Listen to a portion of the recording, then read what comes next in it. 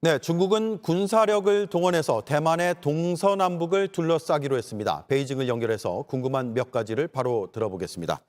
박성훈 특파원이 연결되어 있습니다.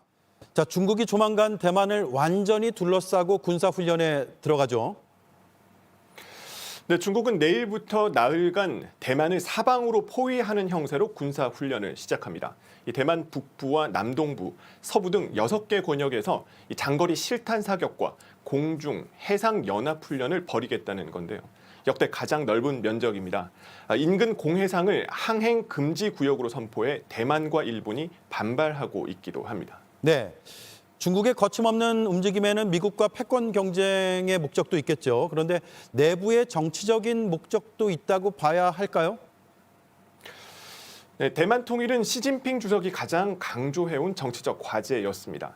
장기적으로 대만과의 통일을 달성해 최대 치적으로 삼겠다는 의도도 엿보입니다.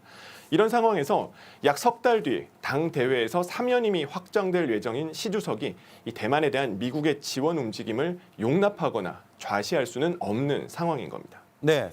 자, 또 하나는 중국의 행동이 금방 끝나는 건지 아니면 더 오래 갈 건지가 궁금하거든요.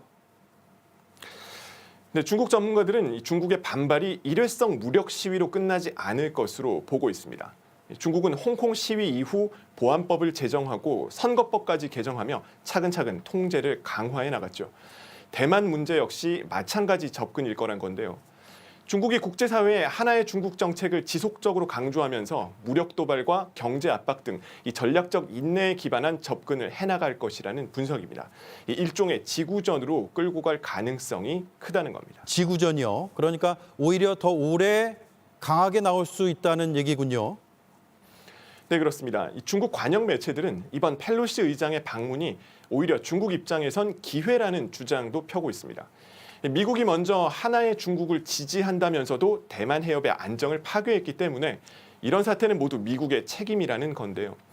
이를 토대로 대만 영공 등에서 군사훈련을 통해 실질적인 대만 영유권 행사에 나설 것이라는 관측이 나오고 있습니다.